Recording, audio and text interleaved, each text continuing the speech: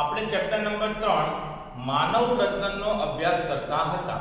હવે આ ચેપ્ટરની અંદર આપણે નરનું પ્રજનન તંત્ર બી ભણી ગયા અને માદાનું પ્રજનન તંત્ર પણ ભણી ગયા. હવે નરમાંથી શુક્રકોષ જનન કઈ રીતે થાય અને માદામાંથી અંડકોષ જનન કઈ રીતે થાય આ આપણે ભણવાનું છે. તો શુક્રકોષ જનન કે અંડકોષ જનન ભણતા પહેલા 11મા ધોરણમાં આપણે એક ટોપિક ભણી ગયા હતા કોષ વિભાજન. 11મા ધોરણમાં એક ટોપિક આપણે ભણી ગયા હતા કોષ વિભાજન. આ કોષ વિભાજન જે છે એનો કન્સેપ્ટ એકવાર ફરીથી સમજીએ તો આપણે 11મા ની અંદર એવું ભણ્યા હતા કે કોષ વિભાજન બે પ્રકારે થાય. એક હતું સમવિભાજન, એક હતું સમવિભાજન, જ્યારે બીજું હતું અર્ધીકરણ. એક સમવિભાજન હતું જ્યારે બીજું અર્ધીકરણ હતું. જો આપણે સમવિભાજનની વાત કરીએ તો કોઈ દ્વિકીય કોષ 2n પ્રકારનો કોષ છે, એનું સમવિભાજન થાય તો એકમાંથી કેટલા કોષ બનશે? તો બે કોષ બનશે અને બંને કોષ પાસે રંગસૂત્રની સંખ્યા મૂળ કોષમાં જેટલી હતી એટલી ને એટલી જ રહેશે. ટૂંકમાં સમવિભાજનની અંદર વિભાજન કેટલી વાર થાય? તો એક વાર થાય. એકમાંથી કેટલા કોષ બને? તો બે કોષ બને અને મૂળ કોષમાં જે રંગસૂત્ર હોય એટલા જ રંગસૂત્ર નવા કોષોમાં જોવા મળે. તો આ થયું સમવિભાજન. પણ જો હવે આપણે અર્ધીકરણની વાત કરીએ તો અર્ધીકરણની આખી પ્રક્રિયામાં વિભાજન બે વાર થતું હતું. જો આ દ્વિકીય કોષ છે એનું અર્ધીકરણ કરીએ તો આ પહેલી વાર વિભાજન થયું, બે કોષ મળ્યા. એનું બીજી વાર વિભાજન થાય એટલે બેમાંથી મળે ચાર કોષ. આ જ્યારે બે વાર વિભાજન પૂરું થાય ત્યારે એક આખું અર્ધીકરણ પૂરું થયું કહેવાય. તો અર્ધીકરણમાં એકમાંથી કેટલા કોષ બન્યા? ચાર. બીજું આપણને ખબર છે કે અર્ધીકરણમાં પહેલું વિભાજન થાય ત્યારે કોષમાં રહેલા રંગસૂત્રની સંખ્યા અડધી થઈ જાય, મતલબ 2n હોય તો n થઈ જાય. જ્યારે બીજા વિભાજન દરમિયાન સંખ્યા બદલાતી નથી એટલે n ની m જ રહેશે. n માંથી 2n, અહીંયાથી પણ 2n. પણ જ્યારે આખું અર્ધીકરણ હું જોઉં તો મૂળ કોષ તો આવ્યો હતો 2n, પણ એમાંથી પ્રક્રિયાના અંતે ચાર કોષ મળ્યા. એ ચારે ચાર કોષ n પ્રકારના એટલે કે એકકીય છે. ટૂંકમાં સમવિભાજનમાં વિભાજન એક વાર થાય, અર્ધીકરણમાં વિભાજન બે વાર થાય. સમવિભાજનમાં એકમાંથી બે કોષ રચાય, અર્ધીકરણમાં એકમાંથી ચાર કોષ રચાય. સમવિભાજન દરમિયાન રંગસૂત્રની સંખ્યા બદલાતી નથી, જ્યારે અર્ધીકરણમાં રંગસૂત્રની સંખ્યા અડધી થઈ જાય. જો આ કન્સેપ્ટ આપણો ક્લિયર હોય તો સરળતાથી આપણે જન્યુ જનન ભણી શકીએ. તો સૌથી પહેલા આપણે શુક્રકોષ જનનની ક્રિયાવિધિ ભણવાની છે. શુક્રકોષ જનન પતશે પછી આપણે અંડકોષ જનનનો અભ્યાસ કરીશું. હવે આપણે શુક્રકોષ જનનની પ્રક્રિયા સમજીએ. શુક્રકોષ જનન નિર્માણ જે છે એ બે તબક્કામાં થાય. પહેલો તબક્કો જેમાં પ્રશુક્રકોષ બને અને ત્યારબાદ પ્રશુક્રકોષની પ્રક્રિયા પૂર્ણ થાય એટલે શુક્રકાયાંતરણ થાય. અને શુક્રકાયાંતરણ થાય ત્યારે શુક્રકોષનું નિર્માણ થાય. ફરીથી એકવાર પ્રકોષનું નિર્માણ અને ત્યારબાદ છે શુક્રકાયાંતરણ. આ બે તબક્કા પૂર્ણ થાય ત્યારે આપણને પરિપક્વ શુક્રકોષ મળે. તો સૌથી પહેલા આપણે ભણીએ પ્રશુક્રકોષોનું નિર્માણ. સૌથી પહેલા આપણે શું ભણીએ? પ્રશુક્રકોષોનું નિર્માણ. એમાં પણ ત્રણ તબક્કા છે: ગુણન, વૃદ્ધિ અને પરિપક્વન તબક્કો. ગુણન, વૃદ્ધિ અને પરિપક્વન તબક્કો. હવે સમજો, નર પ્રજનન તંત્ર વખતે આપણે એવું ભણ્યા કે જે જનનકોષો હોય, જનનકોષ, આ જનનકોષ શુક્રકોષનું નિર્માણ કરે. હવે જનનકોષ તો 2n પ્રકારના હોય. 2n મતલબ કે દ્વિકીય હોય.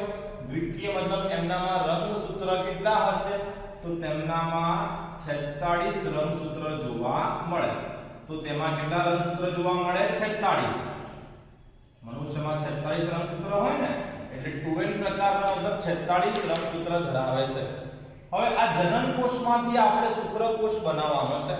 તો સૌથી પહેલા આપણે પહેલા તબક્કામાં આવીએ પ્રસૂત્ર કોષનું નિર્માણ. પ્રસૂત્ર કોષના નિર્માણમાં બી સૌથી પહેલું છે ગુણન તબક્કો. ગુણન તબક્કામાં શું થાય તો આ જે જનન કોષો છે આ જનન કોષોનું સમવિભાજન થાય. જનન કોષનું સમવિભાજન થાય. એકમાંથી કેટલા કોષ બનશે તો એકમાંથી બે કોષ બનશે. એકકીય કે દ્વિકીય તો દ્વિકીય કોષો બનશે. આ જનન કોષ જે છે એનું સમવિભાજન થયું. હવે આ જે બે નવા કોષો બન્યા આ બંને નવા કોષોનું ફરીથી સમવિભાજન થાય. ખાસ યાદ રાખજો શબ્દ પ્રયોગ થઈ રહ્યો સમવિભાજન. તો ફરીથી આમાંથી પણ બે કોષ બનશે જે બંને દ્વિકીય હશે. આમાંથી પણ બે કોષ બનશે. આ બંને પણ દ્વિકીય હશે. તો અહીંયા ટોટલ જે ચાર કોષો મળ્યા એ ચારે ચાર કોષો દ્વિકીય છે. આ ચારે ચાર કોષોને આદિ શુક્ર કોષો કહેવાય.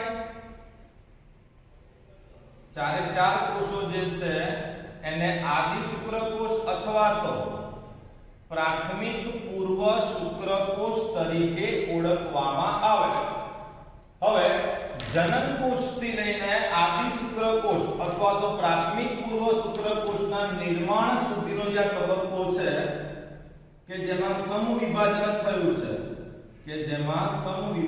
થયું છે આ આપણો પહેલો તબક્કો છે એટલે કે ગુણન તબક્કો છે.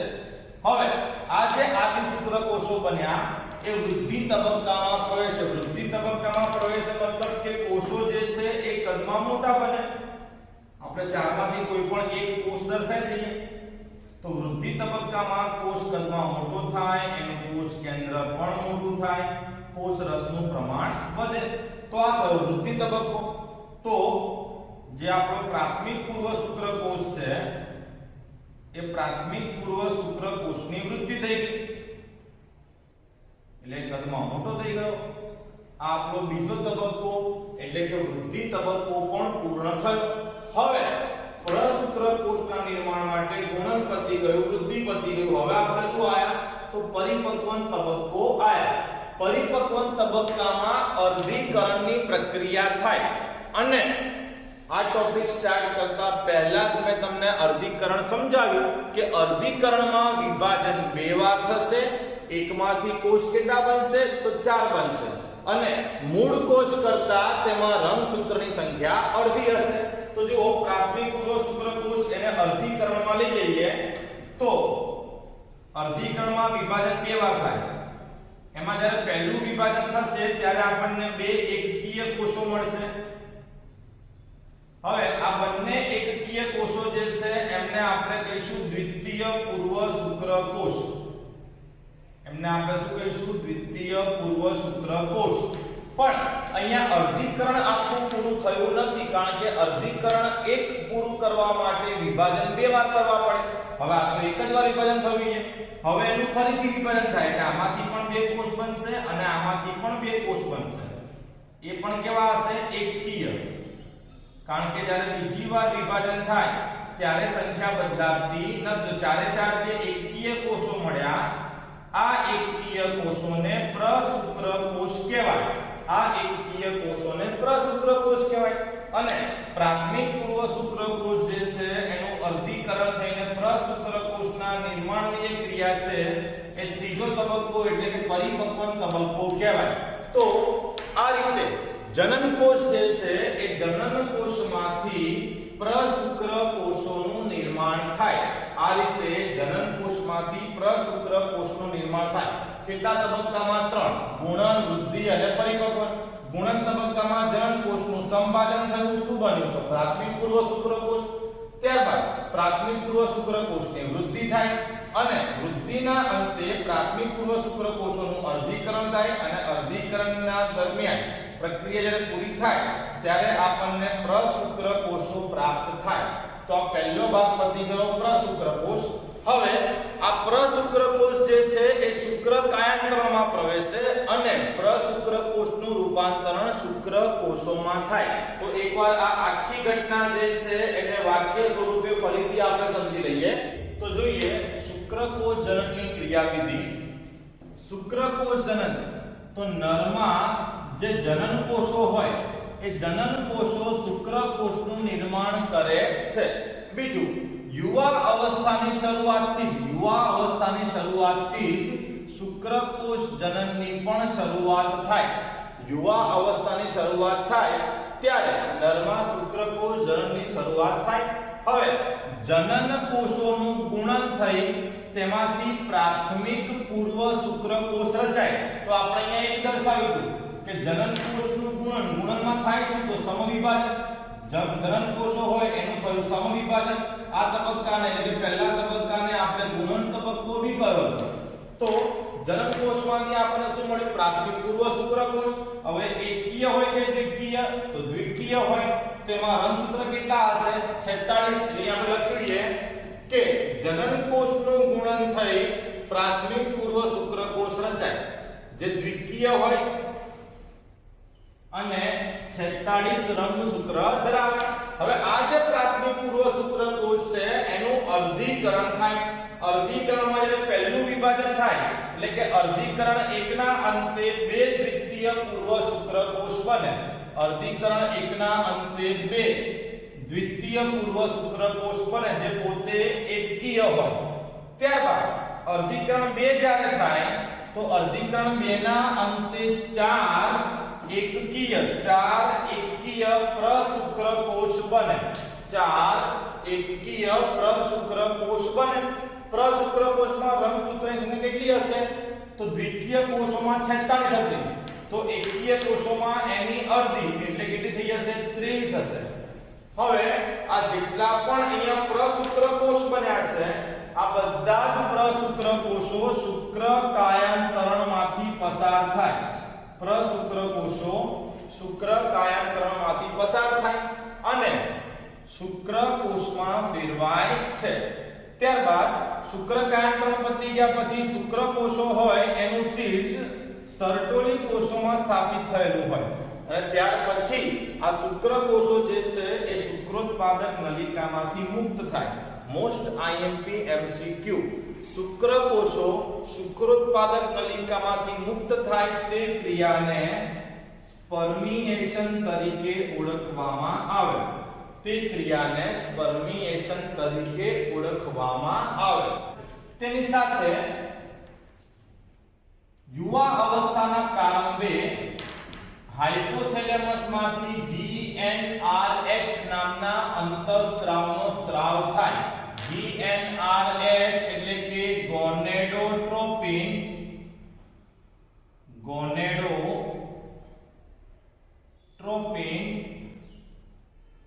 Releasing hormone. ગોનેડોટ્રોપિન રિલીઝિંગ હોર્મોન આપણે 11મા ધોરણમાં અંતઃસ્ત્રાવી તંત્ર ભણ્યા ત્યારે આપણે આ વસ્તુ ભણ્યા હતા. હવે યુવા અવસ્થાના પ્રારંભે GnRH નો સ્ત્રાવ થાય તો આ અંતઃસ્ત્રાવ અગ્ર પિટ્યુટરીને અસર કરે અને અગ્ર પિટ્યુટરીમાંથી FSH અને LH નો સ્ત્રાવ કરાવે. FSH આપણને યાદ હોવું જોઈએ follicle stimulating hormone. Follicle stimulating hormone. જ્યારે LH જે છે LH નું નામ હતું લ્યુટેનાઇઝિંગ હોર્મોન. LH નું નામ હતું લ્યુટેનાઇઝિંગ હોર્મોન. તો FSH અને LH નો સ્ત્રાવ થાય. હવે જોઈએ LH શું કામ કરશે? તો LH જે લેડિંગના કોષો છે તેની પર અસર કરીને ટેસ્ટોસ્ટેરોનનો સ્ત્રાવ ઉત્તેજે. જ્યારે FSH જે છે એ સર્ટોલી કોષો પર કાર્ય કરશે અને શુક્રકાયાંતરણની પ્રક્રિયામાં મદદ કરશે. તો આની સાથે આ શુક્રકોષ જનનની પ્રક્રિયા પૂરી થઈ. આખી પ્રક્રિયા આપણે બોર્ડ ઉપર લખેલી છે. તમને જ્યારે શુક્રકોષ જનન પૂછાય તો અહીંથી પ્રક્રિયા લખવાની શરૂઆત કરવાની. અહીં સુધી તમારે પ્રક્રિયા સમજાવવી પડે અને એની સાથે તમારે એક આ ચાર્ટ જે છે આ ચાર્ટ પણ દોરવો પડે. તો આની સાથે શુક્રકોષ જનનની પ્રક્રિયા પૂર્ણ થઈ.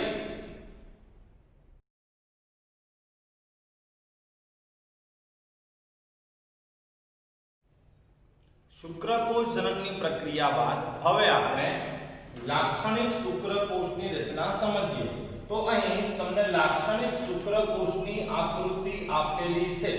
તેના આધારે જોઈએ કે શુક્રકોષ જે છે એ 3 વિસ્તારનું બનેલું હોય. પહેલું શીર્ષ, બીજું ગ્રીવા અને ત્રીજું પૂંછડી. રસપટલ જે છે આ રસપટલ શુક્રકોષના સમગ્ર દેહને આવરે છે. શુક્રકોષ પાસે એકકીય કોષ કેન્દ્ર હોય. શુક્રકોષનો અગ્ર છેડો જે છે એ શુક્રાગ્ર કહેવાય. મોસ્ટ આરપી એમસીક્યુ શુક્રાગ્ર જે છે તે હાયલ્યુરોનિડેઝ નામના ઉત્સેચકનો સ્ત્રાવ કરે છે. હાયલ્યુરોનિડેઝ જે છે ફલન સમયે અંડકોષમાં શુક્રકોષનો પ્રવેશ કરવામાં મદદ કરે. મોસ્ટ આરપી છે શુક્રાગ્રમાંથી કયા ઉત્સેચકનો સ્ત્રાવ થાય તો હાયલ્યુરોનિડેઝ. ત્યારબાદ શુક્રકોષનો મધ્ય ભાગ જે છે એ ઘણા બધા કણાભસૂત્રો ધરાવતો હોય. આ કણાભસૂત્રો જે છે એ પૂંછડીના હલનચલન માટે શક્તિ પૂરી પાડે. તે સિવાય ફલન માટે શુક્રકોષનું પ્રજનન કરવામાં પણ મદદ કરે છે. પ્રજનન ક્ષમતા માટે ખાસ યાદ રાખજો, પ્રજનન ક્ષમતા માટે 60% શુક્રકોષો સામાન્ય કદના હોવા જોઈએ અને આ 60% શુક્રકોષો જે છે તેમાં પણ ઓછામાં ઓછા 40% શુક્રકોષો શક્તિશાળી હલનચલન દર્શાવતા હોવા જોઈએ. 60% શુક્રકોષો સામાન્ય કદ અને આકારના હોવા જોઈએ અને તેમાંથી પણ ઓછામાં ઓછા 40% શુક્રકોષો જે છે એ શક્તિશાળી હલનચલન દર્શાવતા હોવા જોઈએ. તો તે વ્યક્તિ જે છે એ પ્રજનનક્ષમ વ્યક્તિ કહી શકાય. તો આની સાથે શુક્રકોષ જનન પણ પતી ગયું અને લાક્ષણિક